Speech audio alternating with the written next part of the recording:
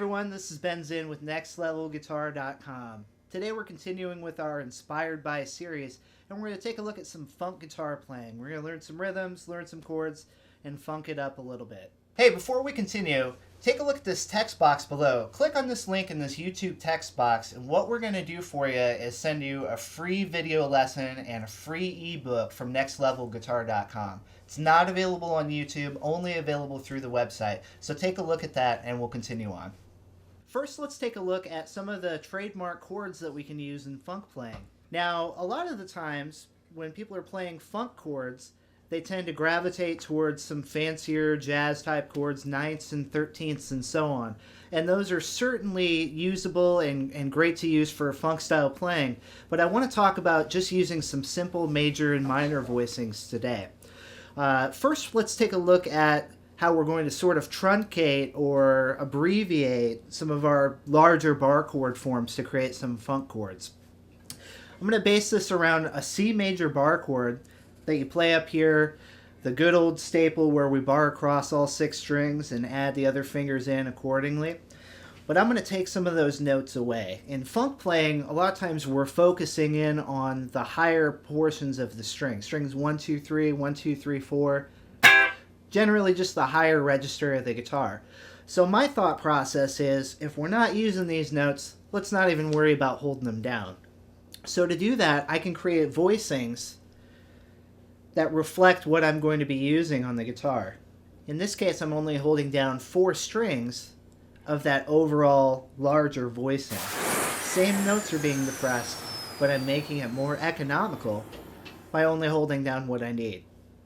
I could, of course, even play a 3-string version of this. 4, or even just 3.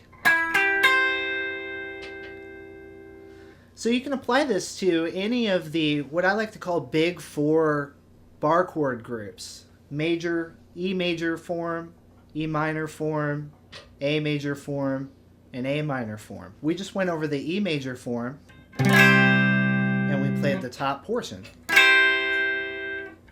E minor form, where we just remove the middle finger, same sort of chord. But again, playing just the top portion of the chord will result in, or if we want to simplify that even more, we'll just play up there. But again, that all comes from that larger bar chord form. And of course the 2A forms as well. When we play a major form, we're looking at something like this, or if you're a contortionist, you can play it that way. And seeing it this way is good, because if you want to play a funk version of that chord, we can just play the major voicing right there. That's just playing the top 3 strings, same chord voicing as this. So that's the A major form. And lastly, the A minor form. And again, we'll just reduce that to our top 3 strings or top 4 strings. Top 4, instead of barring, I just move this to the note that I need to depress. Or top 3. So now you have 4 usable shapes that you can use across the whole neck that are really suited to playing funk guitar. So now that you got your chord shapes together, let's talk about what we're going to do with our right hand to kind of funkify that a little bit. A lot of funk playing is based on creating what we like to call a 16th note grid, just kind of keeping a steady propulsion with the right hand here. And I have a great exercise that I learned from a drummer friend of mine that really helps us with our placement of 16th notes. So I'm going to show that to you now. Let's go ahead and grab one of the first chords that I showed in the opening example. C major here, top 4 strings. And what we're going to do is play steady 16th notes. And if you're not sure how to count those, it's basically dividing the beat into 4 sections. We have a measure of 4 beats, 1, 2, 3, 4. We'll divide each of those beats into 4 equal parts. 1 E and 2 E and 3 E and 4 E and that, by the way, is why we call them 16th notes. There's 16 total ones in a measure of 4 beats. So start by playing 4 beats of 16th notes on this chord. Steady up and down motion with the right hand. 1 E and 2 E and 3 E and 4 E and Now, here's where we start to have fun with this approach.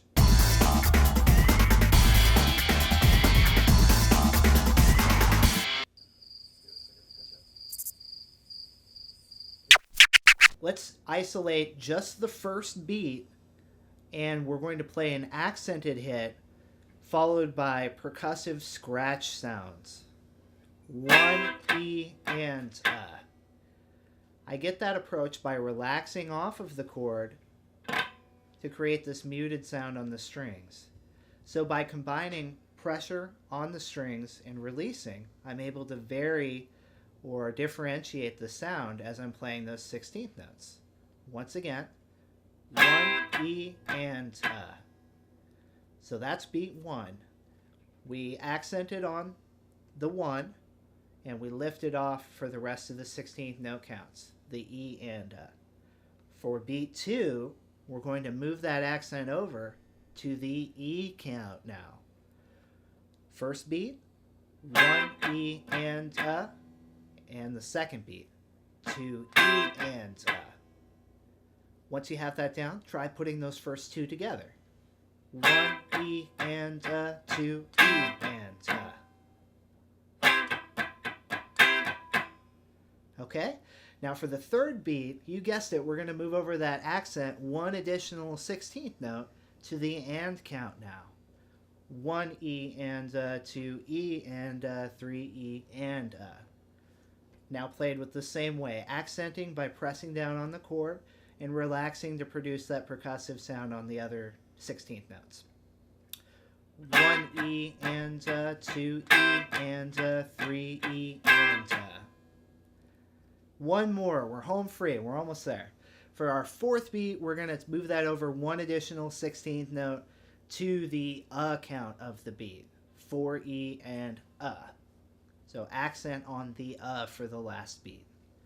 4 E and Okay, now we have each of our pieces individually. Let's put all 4 together. 1 E and 2 E and 3 E and 4 E and Then, once you can do that, try combining it together and looping it, playing it repetitively. Then you'll have a great idea of how to place your 16th notes in a funk groove.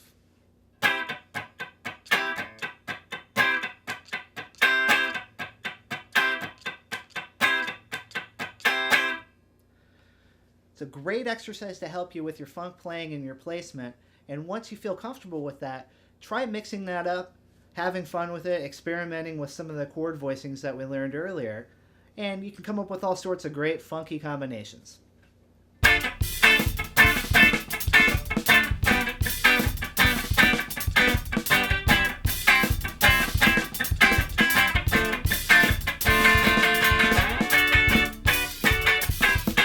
Alright everyone, thanks so much for joining me again today. My name's Ben Zinn for nextlevelguitar.com.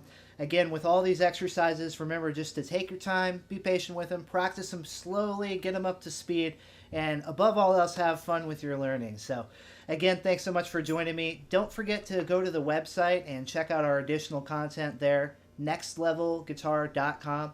We have all sorts of additional lessons for beginners, intermediate players, advanced players, all sorts of styles. Great stuff there. So, continue to check that out, keep practicing hard, and we'll see you next time.